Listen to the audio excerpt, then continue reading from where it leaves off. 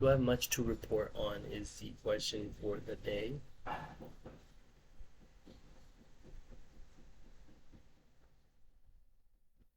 Not really, not too much.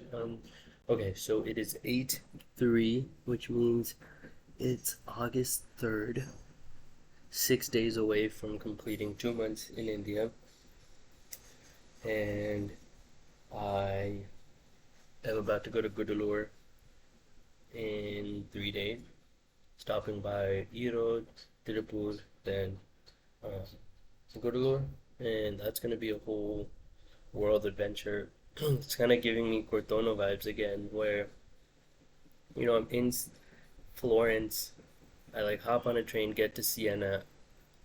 The communication is just so poor with Luigi. I have no idea if I'm gonna actually make it to the missionary or not, and I kind of just hop on a taxi and I just get to this church. It looks empty. I'm like, I don't even know if anyone's in here. Let me just walk in and see what happens. Certosa de something.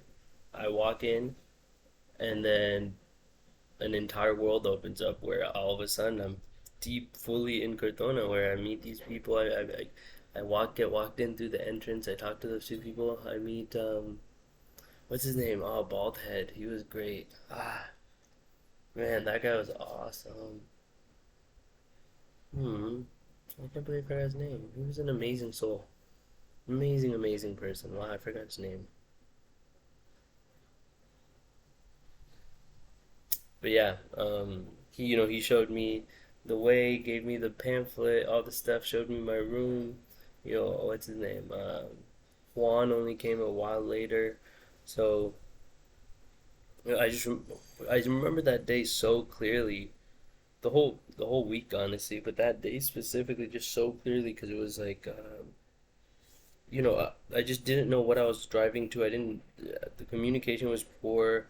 I didn't really even know if I was going to the right place. I ended up there, and then all of a sudden, I met Naveen. Naveen's the one who hooked me up with Humane Warriors, which hooked me up with this option. I met Agnese, who I went and stayed with. Manuel, showed me his parents' house. I stayed with him. He showed me around Rome. Like, the number of kind of connections and things that just opened up. I met Susan, who introduced me to Tish, who I ended up interviewing. Like, just the pathways that opened up from that one week was just amazing. And so, it's sometimes those times where you're like, I don't know if there's going to be anything at this path that I'm taking. And Gudalur kind of has given me that. And same with the meditation retreat. I didn't think it was gonna go down until like I was on the bus going there. I like hopped up. I was like, I don't really see anyone else here. I'm waiting at the bus stand. This like large opening in Paris, and I'm waiting there. And then meet this one guy who's like nutty, and I'm like, oh man, is the meditation retreat gonna be full of these type of people? And then all of a sudden, like 100 people arrive, and I met the designer for Gucci, and like had this wonderful drive to the forest, and then all of a sudden, it worked out from that experience. Just the yeah, just I remember one of the names because it came up on the ad Phuket. But yeah, I mean, it was just a cool experience. I'm not in touch with any of the people I did that retreat with anymore. But in general, I feel like when you don't know, same with all these trips, I just don't know if it's gonna work. Like when I did the road trip back home, me and Chokesy didn't have any of it planned until like literally when we got in the car for the first day to get to the little place in Virginia. That's when we like found a place, and then every step it's like you don't really know if it's gonna work. And so the Goodallure, the communication was iffy. I just got the address yesterday. I'm gonna go, and let's see, mate. I keep getting this sign of like, okay, well, when you kind of just go, it works out in some ways. Milan's about to make it over to Kansas. It's kind of the same thing. It's like you have no idea what awaits you there on that side. Maybe nothing. Maybe that school doesn't even exist. It's like it's anything could happen, but it's like you kind of just go with the belief that like, let's see, with the curiosity of like, let's just see what exists beyond this door, and then worlds, universes, open up from that. And so I'm uh,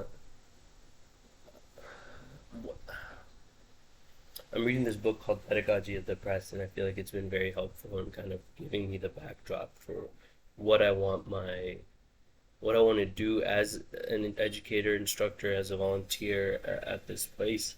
Um, what my intentions are, right? I think intentions behind volunteering is very important. You can volunteer for many reasons, so I need to like sink into the. Dude, my teeth just got hella yellow because like I like did this little. My dentist gave me this thing and it says on it your teeth will yellow, and then you go to the dentist again. But I'm like, bro, why did I don't want my teeth yellow. Why did I even do that? Well, annoying. Um, but such is life. Mm,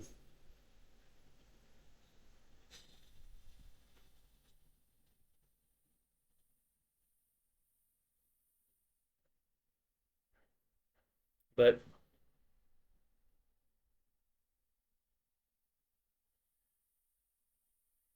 I like that my hair is growing longer again. I just hate short hair. I love long hair. Mm.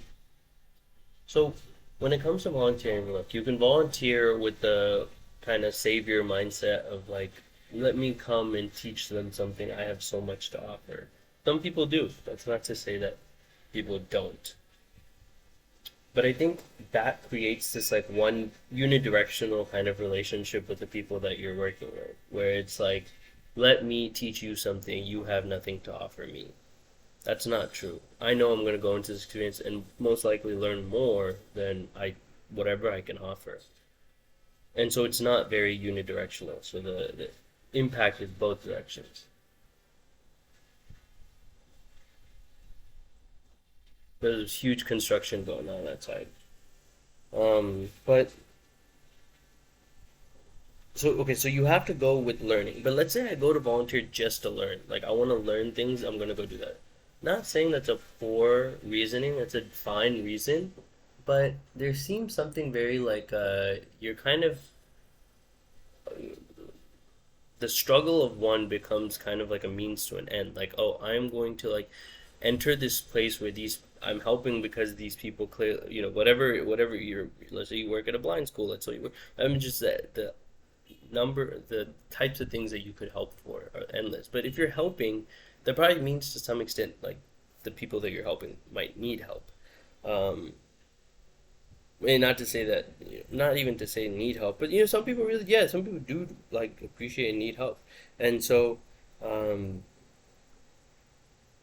like resources, like connecting you to the, whatever. But you can't like use the suffering of one as kind of this like learning opportunity for you to then like improve your own whatever understanding, knowledge, because then it's kind of like, oh, like your suffering has just become like it was like cool for me to navigate through your suffering and kind of extract knowledge from it, which like undermines the fact that at the end of the day they are suffering.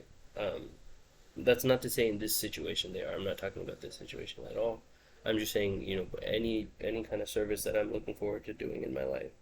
And um, so it can't be like I'm doing this to learn. Your intention purely has to be.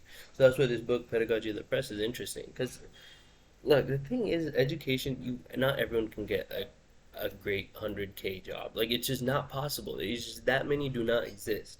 Like the goal of education cannot be to get you a good job because even like if everyone is equally educated, then you're it doesn't matter. Like if everybody so if you're like, oh, a good school is one where everyone who leaves to get a good job, and then that school and that philosophy kind of just spreads to all the schools and everyone is trained in that way that gets them a good job, then that won't get them a good job. Like what you have here, I know when I was in David Cote, we met a bunch of people who had a computer science engineering degree and just couldn't find a job, and so we're doing doing Xerox copies.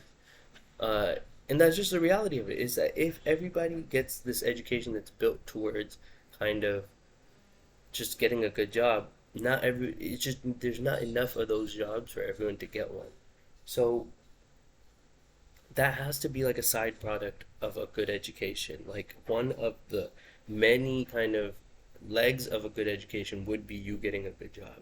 But I think there's this other primary one, this other kind of concept of dignity, and in this one, just like the concept of like becoming a full human, like which ties into freedom. So we can talk about both of those concepts. So so dignity, what that means is like you're able to wake up every day and like look at yourself in the mirror being like I am capable, I do the things that I need to do to like support myself, support my family. I don't have to like, kind of put myself at a level that I no longer even have that feeling of like, damn, like. But the the thing to think about is like, let's say you live in a community where like, for example, working in McDonald's, for example, makes you feel like you can't proudly be like I work here. There's nothing wrong with that job actually, but like whatever, like that doing that work is as needed as any other job. Um, like you need someone working at McDonald's to feed the hundreds and thousands of people they feed in a year. And so the concept of dignity is difficult because as a society you need to change what your how your relationship with people doing any work is. Like you can maybe look at the people who don't do any work and like kind of critique them, but if you're working, like it doesn't matter what job you're doing, like if you're working you are providing a lot of utility to society as at any level, at any profession. Like there's this concept of like, oh, even out of those who work, only like these jobs are worth like people being proud of, or like uh, I think just like can lead to these really detrimental effects that like even though you may be acting in a way that in other cultures or other societies you may be able to feel dignified in your lifestyle, if you don't feel dignified but you still work a job, you still contribute to society, then it's like that seems like a glaring issue. Like you should not have to bust your ass 40 hours a week working any job and then go home and be like I'm not doing enough. I don't feel, like a good person.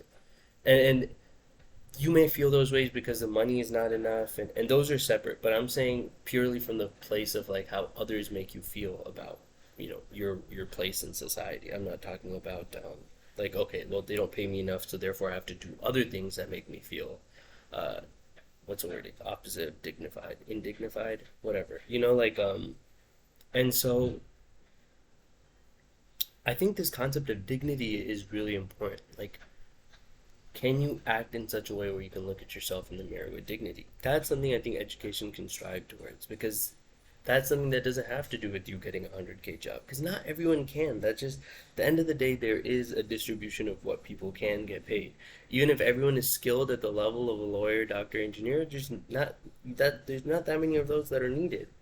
So you have to find ways to lead a meaningful, fulfilling, dignified life within working whatever job it is that you do have, with whatever money you have. So it's kind of like teaching. I think focusing on dignity, I think is important. And a parts of dignity, I think, is self confidence, of being like, if I want to learn something, I can learn it. Parts of dignity is saying I am intelligent. Regardless of the definition you've given, I know what my brain is capable of. I am intelligent. I feel like these are things that really add to that like confidence in yourself, in your mind, and your capabilities. That I think is really important. If you have that mindset and you can not only just feel like I can, but actually can, then it's like regardless of your life situation, you'll be able to do what you need to do and adjust your mind to deal with whatever kind of lifestyle that is given to you. Because look, like if you go into like, for example, that village in the Himalayas that I was going to go to, if you went there, like okay, you teach everyone computer science, like what, everyone's gonna go work at Google? Like even if you have the technical skills, the pathway for how many people can go from an environment like that into completely drastically changing their life, driving a nice car, like it's not. So what does that mean? Just don't teach them at all? No, it's that teach them things that align with dignity, that align with these other goals that like maybe make them useful in leading their best life in that community. It can't all be built around becoming a lawyer, engineer, or doctor, because it just, you cannot, where you can't be that. But the thing is, look, in the U.S., I think there's a lot of curriculum that's taught that like can be learned through just self exploration. Like look, if you're studying philosophy, for example, you just need to be in an environment where you're reading those books, talking about it, learning. You don't need to go to school for that. That's the same with like most of the humanities stuff. Like they're very important and they teach you a way to think and they teach you how to analyze and read and research and those are all very important. But what I'm saying is like in terms of like preparing you for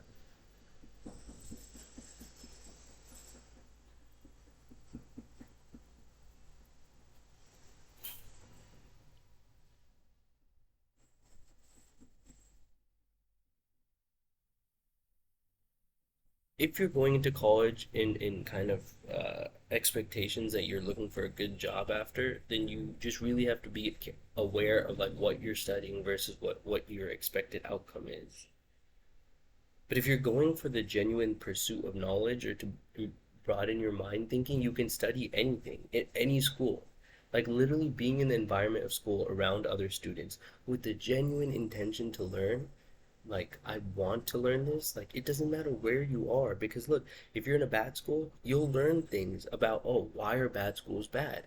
You'll learn about what type of environments make it better to learn. Like these are things you won't be able to learn in a good school. Like you'll learn the opposite end of like, you know, what makes a school like what are the good parts of well, you know, what are the good elements of a school? It just every environment, if bad, good, anything teaches you about that type of environment. So if your genuine goal is to learn, you can be thrown into a cardboard box with two other kids reading a book and you can learn something in that environment because you're learning about that environment.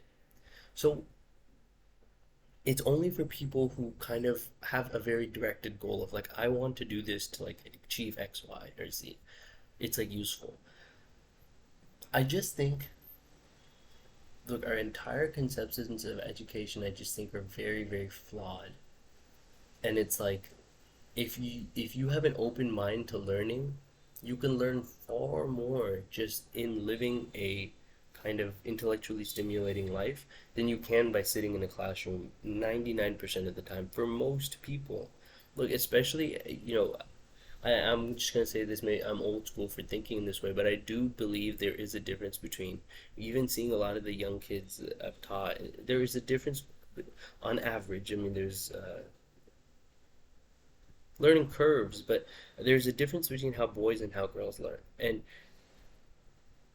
just and in even without even saying the genders, there's a difference between people who are more like directed towards like obedience and paying attention and writing down notes and highlight coloring, and those who are just like, man, I don't want to do any of this organized stuff. Let me just go like destroy things. Let me just go build things. Let me just go create. Let me just go run around and be crazy. You can't teach those two kids the same. You can't ask someone who's like really quiet and obedient to like go be wild and crazy, and you can't ask someone who's that to like go sit in a desk and listen for 6 hours a day. So for people who, you know, are just more curious, like you got to learn through just like being put in different environments where you just got to kind of, you know, like, like, and so you know, I was a student like that, which I think is why my education failed me terribly. But it didn't fail me in that I just didn't learn the things. That's one thing. But it failed me in me thinking that I was dumb. You know, and I never internalized that feeling because I never in my life thought I was dumb. But internalized in that I didn't do well in school so that you know, my parents or whatever other people would tell me that I'm dumb. But it's just that like I'm trying to connect, trying to trace back how we got to this point. But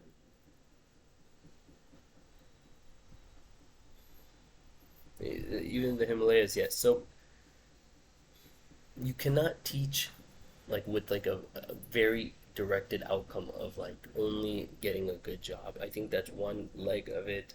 Um, the you know your own kind of belief on yourself and your philosophy on why to learn. I think those are really important as well. But some people just don't have the access and resources to live a life that's just gonna be, you know, like, but like what? Like, okay, so what is the difference between those who have money and those who don't, from what I've seen here? So, like, when I was in David for example, I was in a much kind of more simple environment than even what I'm here in Trichy. The big difference is it's inconveniences. The current doesn't go out here. The current would go out there every day for hours, right? It's like an inconvenience. Okay, like there's a lot more wildlife in the house. There's no wildlife here at all. Another inconvenience. There you have no washing machine. You have to hand wash everything. Another inconvenience. You have to refill water. Here the water just comes immediately. There you have to refill water. Another inconvenience. All that changes is like a lot of inconveniences. When you're sick, that's a separate story. When it comes to health, people who have money and the resources and blah blah blah are just way better prepared to survive. If you're in a place where you don't have money, like healthcare is a separate issue and one that eventually I think education needs to kind of align. Look, what I'm learning is education for society to thrive. Your education system has to be really like they all have to work together with your banking systems. It has to be well working with your healthcare systems. It has to be really well working with your infrastructure, your buildings, your roads. It has to be really well working with your economy, with the industries that are the innovativeness. It has to all be working well together with your what else? I mean, your military. I mean, all of these things, but they all are different pieces of the puzzle, right? I think I'm understanding now that education is not the answer to all of those at all. But a wise mind, I don't think, can beat a better gun. But a wise mind can develop a better gun. I don't know. So it's a little like confusing. Like you can't just have a bunch of intellects in a country. I mean, you would not function. You need laborers. You need people of all walks of life doing different things. So you can't have everyone just being like an academic. Like if everyone was like me, a country would just not function. Like you need people who are driven by money, who like want to work from the age they're 18 and like work really hard and like I don't produce much for a society. So like if you even have, 10, 20, 30% of people were like me, a country would just be useless. So it's like you need everyone of different you can't so that's why it's like education cannot like look to create one like mold of person because society would not function if you had one mold of person. But you also don't want to like siphon off people to different molds because then you have, all your issues. Like, what if I don't want to do this? What if it doesn't call to me? So you don't want to do that either. So it's like this mix of like you don't want to make everyone one type and you don't also want to like siphon people off into different types. So you kind of want to, I guess, yeah, give this like generic, but then you don't want to give it generic where like you can go pick what you want because like, what if you go pick to, you know, I don't know, be a serial killer, or what if you go pick to like be you kind of want to siphon off into some option. Like you have to like teach kind of shared values of like you have to care about your country. Like that's something you kind of have to teach. Um, you kind of have to teach like you have to like treat others like kindly. Like the whole concept of treat others how you want to be treated is like something you have to teach. Like if someone's just like no, I don't care. I'm just gonna, brute force my way through just treating other people. Like, it's not necessarily that's a worse idea. You'll probably get what you want more. Will you leave with like lasting, healthy relationships? No, but it depends on what you care about. If you don't care about the relationships and you're just like I want what I want, then yeah, like just you could be a brute. So it's not that like treat others how you want to be treated is necessarily like truth, but it's something that we teach because it's a value we believe should be shared. So yeah, I don't really know where this is going. So yeah, I'll take a pause for right now, but I needed this to just. All right, bye.